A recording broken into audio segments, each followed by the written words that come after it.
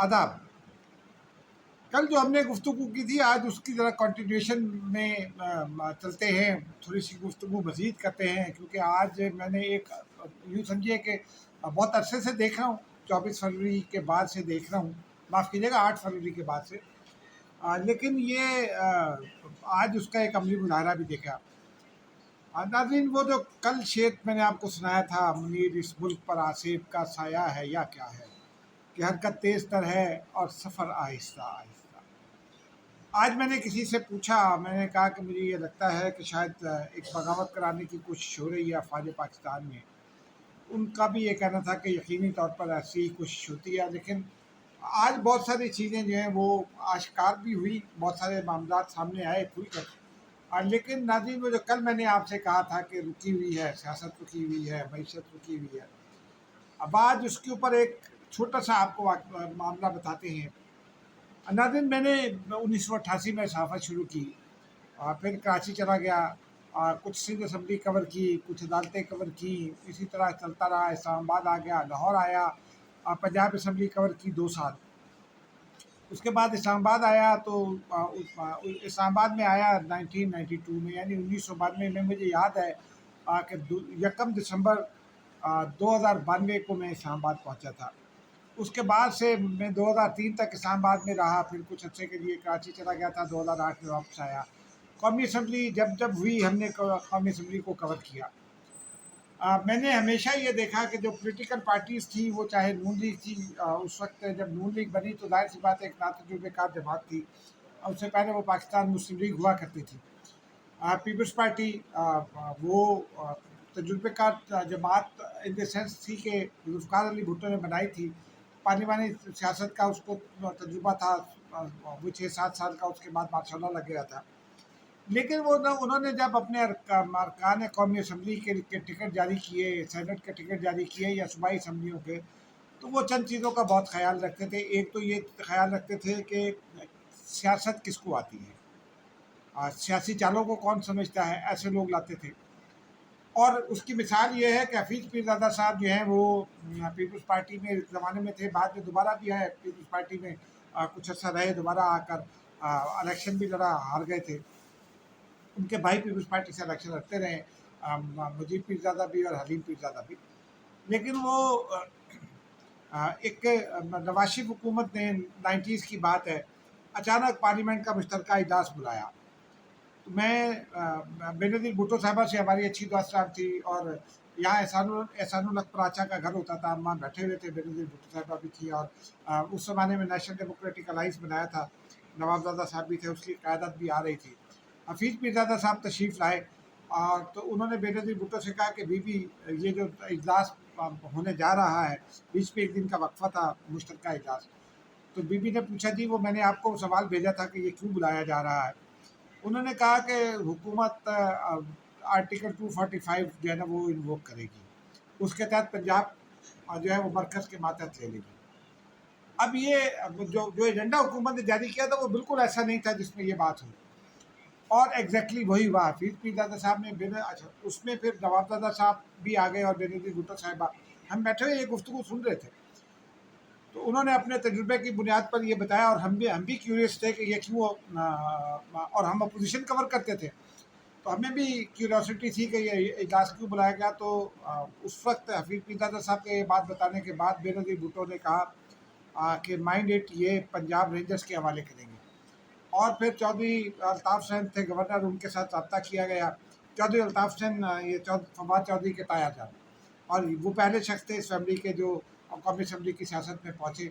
बाकी तो फिर जो है वो शामिल बाजा असम्बली रहे, लेकिन फवाद चौधरी उसके बाद उन्होंने बहुत मुस्तहकम अपनी पोजीशन की है, उन्होंने नाम बनाया है। उनके बेटे फ़ारूक अल्ताफ़ भी हैं, MNA भी हैं इस वक्त। बहरहाल वो जो है वो उन्होंने चौधरी अल्ताफ़ को बताया कि ये होने जा रहा है, तो आप बताते रहिएगा, और उसके बाद फिर वो खैर कहानियाँ हैं सारी। लेकिन आज वो मुझे ये वाक़या क्यों याद आया, ये इसलिए याद आया कि आज इमरान खान साहब एक तो तस्लीम कर गए सुप्रीम कोर्ट में कि जनाब वो मुझे पार्लियामेंट में होना चाहिए था, यूँ होना चाहिए था, वो होना चाहिए था, और मैं वो उन्होंने उस पर बाद में आते हैं। لیکن وہ آج میں نے پی ٹی آئی کے ایک صاحب ایک جگہ کو میں نے یہ کہتے سنا کسی اور سے، ایک اور یہ مقبصہ ہے، یہ میں نے جب بات کی تھی تو ایگزیکٹلی اسی جانب اشارہ کیا تھا، لیکن آج ذرا وضاحت کے ساتھ بتا دیتا ہوں کہ المیہ یہ ہو گیا ہے کہ پی ٹی آئی جو ہے اس کے جو قومی اسمبلی میں ارکان آئے ہیں وہ کوئی 90%، 92%، بلکہ 95% سے کے قریب نئے لوگ ہیں۔ ان کو یہ پتہ نہیں ہے کہ لیجسلیشن کے پروسیس کیسے فالو کرنا ہوتا ہے، لیجسلیشن کا پروسیس ہوتا کیا ہے، لیجسلیشن میں کس کس طرح سے کام کرتے ہیں، کیا کیا چیز آپ کا ان پٹ کیسے آتا ہے اور پھر آؤٹ پٹ آپ نے کیسے لینا ہوتا ہے۔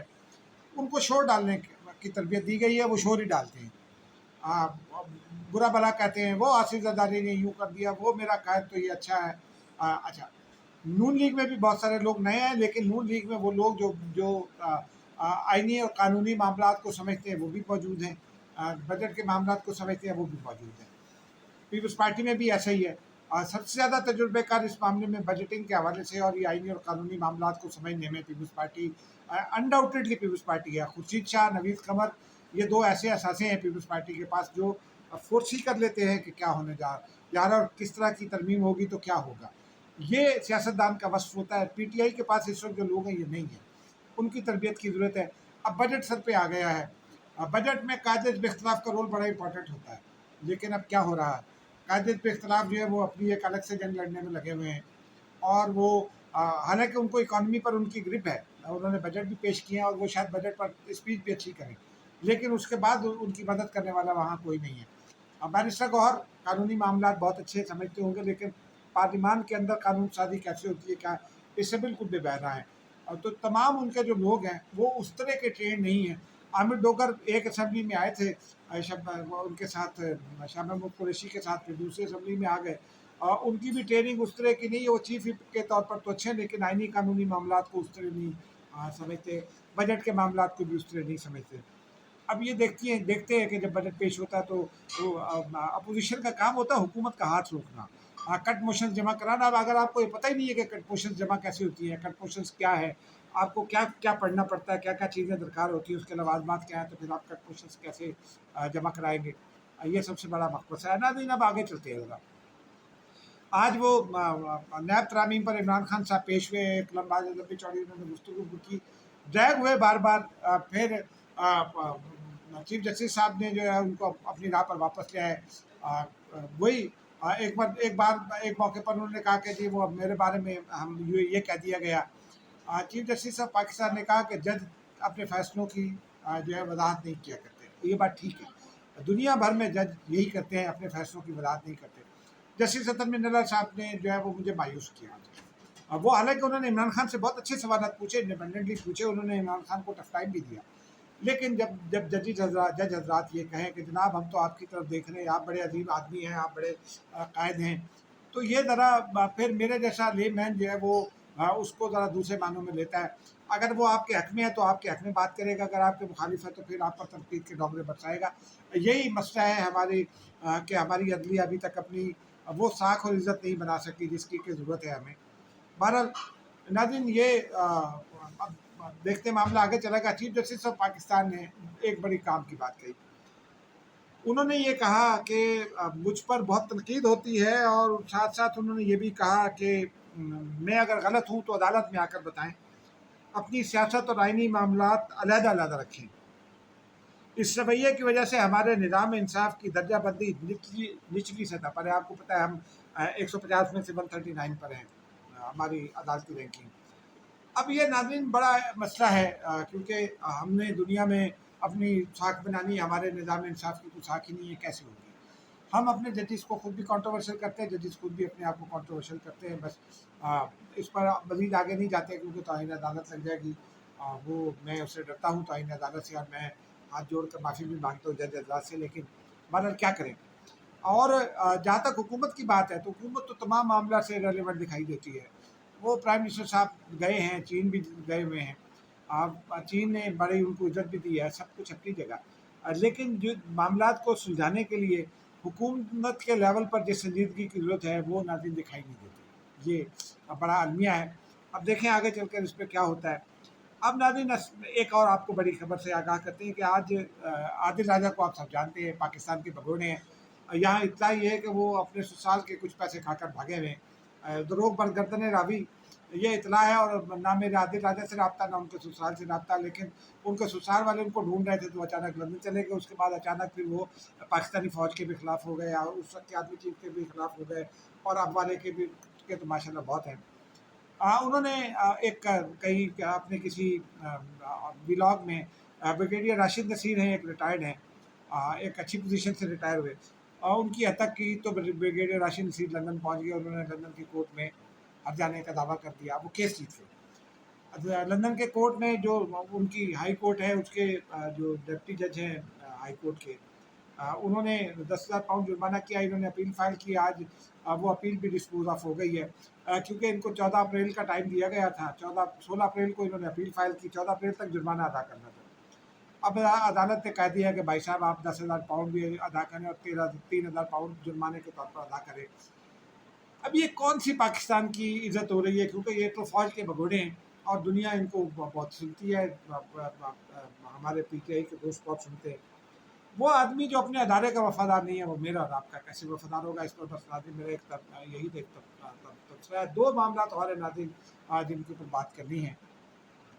एक तो आज जब इमरान खान साहब उस अदालत में पेश हुए तो नैब तरामीम केस में, उसमें हुकूमत की जानिब से वो सारी तफसीलात रखती थी कि इमरान खान को क्या क्या दस्तयाब है, क्या क्या। एक रिपोर्ट पेश की गई, 18 लोग, वो जो मैंने आपको चंद रोज़ पहले बताया था कि 18 लोग हैं, उनसे बार बार मुलाकातें हुई हैं, और मुलाकातों की तादाद तकरीबन यूँ समझिए कि अगर उसको कैलकुलेट कर लिया जाए तो 2,000 लोगों से यूँ समझिए कि मिली हैं इमरान खान साहब।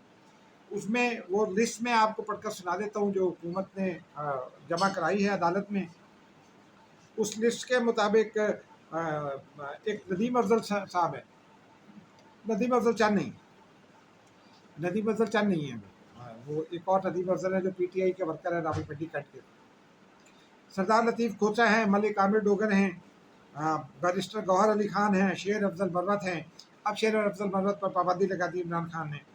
उमर खान नियाज़ी हैं, सैयद अली बुखारी हैं, अली मोहम्मद खान हैं, हाफिज़ फ़रत हैं, नवीद अंजुम मुमताज़ हैं, फैसल जावेद हैं, सालार खान काकड़ हैं, सिराज अहमद साहब हैं, साजिदा बेगम हैं, सरदार अजहर तारिक हैं, खालिद मसूद साहब हैं, इंतज़ार हुसैन पंजौठा है, इंतज़ार हुसैन पंजौठा जो वकील है, और शुएब शाहीन है। ये इन तमाम लोगों से ये वकीलों की हैसियत में नहीं मिलता। वकीलों की हैसियत में जो लोग मिलते हैं वो मुलाकातें अलग हैं, यानी वकला की हैसियत में जो मुलाकातें हैं वो अलग हैं। और ये फिर वो तस्वीरें आ गई, तस्वीरें आप लोगों ने देख ली होंगी, मैं भी उनको बिल्कुल आखिर में पोस्ट कर दूँगा। बल्कि अभी मैं जब जाए गुफ्तगू करूँ इस नुक्ते के इख्तिताम पर एक पॉज होगा, उस पॉज में आप वो तस्वीरें देख सकेंगे। और फिर उसके बाद जो है नाज़रीन वो अब क्या बताएं, तस्वीरें आपने देख ली, लेकिन ये देखिए कि एक एक साहब है जो जेल में है, उनको कहते हैं कि जी मुझे बी क्लास दी हुई है। फ़ोटोज़ में 6 सेल्स दिखाई दे रहे हैं, और 7वां सेल उनका अपना है। उसके अंदर भी 2 सेल हो सकते हैं। डबल रूम उनको मिला हुआ है, किताबें भी हैं, फ़लाप भी है, कंप्यूटर भी है, एलईडी भी है। वो कहते हैं मैं कायदे तन्हाई में हूँ, मुझे कुछ नहीं दिया हुआ। दूसरे कमरे में उनकी एक्सरसाइज मशीन है। फिर उनको खाने पीने की अशिया दस्तियाब है। खाना उनका उनकी मर्ज़ी का आता है, बकरा जो रोज़ जो भी हो वो सब उनकी मर्ज़ी का आता है। वो तस्वीर में आपको अंदाज़ा हो जाएगा कि खान साहब कैसी ज़िंदगी गुजार रहे हैं। एक भुट्टो साहब की तस्वीर थी, वो मैं ढूंढता हूँ, किसी वक्त आपको के साथ शेयर करूँगा वो तस्वीर थी काल कोठड़ी की। फिर नेल्सन मंडेला की एक तस्वीर काल कोठड़ी की फिर रही है। 6x6 का कमरा था, उसमें एक जानिब बेड था, एक छोटी सी टेबल थी, एक कुर्सी थी, बस। और उससे उस आदमी ने 27 साल गुजारे वहाँ। बेनज़ीर भुट्टो की काल कोठड़ी थी, 6x6 का कमरा था, और उसमें पंखा था एक, और बेनज़ीर भुट्टो को पानी पीने का साफ पानी भी मुयसर नहीं था। तो बहरहाल जेल जेल होती है, ये बात दुरुस्त है, लेकिन आदमी को बात वो करनी चाहिए जो है आप एस्टेब्लिश कर सकें। आप मज़लूमियत का रोना रोते हैं, बस इतना कह देना काफ़ी है कि जेल जेल होती है। लेकिन वो जो खान साहब जिससे कि आपकी तस्वीर कशी करते थे, इन तस्वीरों ने उसकी नफ़ी कर दी है। नाज़रीन अब आपको बड़ी खबर से आगाह करते हैं। आपको पता है कि 2 रोज़ पहले चंद रोज़ पहले इमरान खान ने एक ट्वीट किया था शेख मुजीब के हवाले से। वो वीडियो अभी तक इमरान खान के उस पर मौजूद है ट्विटर अकाउंट पर। اس کے بارے میں بیرسٹر گوہر اور رؤف حسن کل پیش ہوئے تھے اور انہوں نے کہا تھا کہ جی یہ تو اظہر مشوانی کرتے ہیں۔ اظہر مشوانی عمران خان کی میڈیا ٹیم کے پاکستان میں ہیڈ تھے، اور جبران الیاس وہ امریکہ میں ہے، وہ اوور آل ہیڈ ہے ان کی میڈیا ٹیم کے، سوشل میڈیا ٹیم کے۔ اور ان کے گھروں پر کل چھاپا پڑا، ان کے بھائیوں کو ہراساں کیا گیا بقول ان کے پی ٹی آئی کے۔ اگر یہ اچھا کیا گیا ہے، غیر ضروری ہے، یہ نہیں کرنا چاہیے، لیکن اب پاکستان ہے یہ، یہاں تو ہر بندے کو ہم نے دیکھا ہے کئی دفعہ کہ وہ چھوٹے سے 6 مہینے کے بچے کو بھی پولیس پکڑ کر لے آتی ہے۔ تو یہ ہماری پولیس کے ایک اوور آل ٹریننگ کا معاملہ ہے، ایک اوور آل مائنڈ سیٹ کا معاملہ ہے ہمارا۔ لیکن ناظرین اس کا اثر یہ ہوا ہے، بیرسٹر گوہر اور رؤف حسن جب ملے تھے تو انہوں نے ایف آئی اے کی ٹیم سے جو گفتگو کی، اس میں انہوں نے سارا ملبہ ایک طرح سے اس ٹیم پر ڈال دیا تھا جو سوشل میڈیا ٹیم ہے۔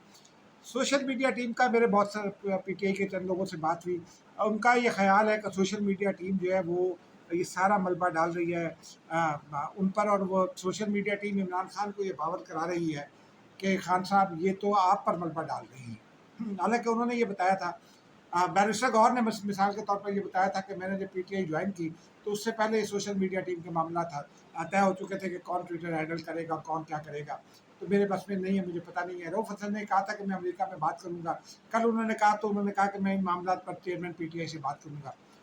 اب وہ سوشل میڈیا ٹیم نے عمران خان صاحب سے یہ مطالبہ فرما دیا ہے کہ جناب وہ یہ لیڈرشپ بدلیں۔ اب لیڈرشپ کے لوگ اگلے دنوں میں ہم دیکھیں گے، شاید کہ عمران خان ہو سکتا ہے بدل جانے، عمران خان کا کوئی پتہ نہیں ہے۔ لیکن اس میں ناظرین ایک بات اور بھی ہے، بہت دنوں سے میں بھی اس کھوج میں، اور میرا یہ دعویٰ بھی ہے کہ عمران خان صاحب کے پاس کمیونیکیشن کے مینس موجود ہیں۔ ایک تو میرے اطلاعی یہ کہتے ہیں کہ جو کمپیوٹر ہے اس میں شاید انٹرنیٹ موجود ہے، میں اس کی تصدیق تردید نہیں کر رہا، لیکن شاید انٹرنیٹ موجود ہے، اس کا ایک موجود ہے واہمہ اس کا مجھے ہے۔ لیکن پی ٹی آئی کے 2 رہنماؤں نے، میرے ایک جرنلسٹ دوست ہیں، وہ آج بتا رہے تھے، پی ٹی آئی کے 2 رہنماؤں سے رات گئے انہوں نے جب یہ کچھ سوالات پوچھے پچھلے دنوں میں، تو انہوں نے ان کے سوالات پوچھنے کے بعد کچھ وقت لیا اور پھر اس کے بعد جواب دیا، اور انہوں نے کہا کہ عمران خان صاحب کا جواب آیا تو یہ عمران خان صاحب نے یہ کہا۔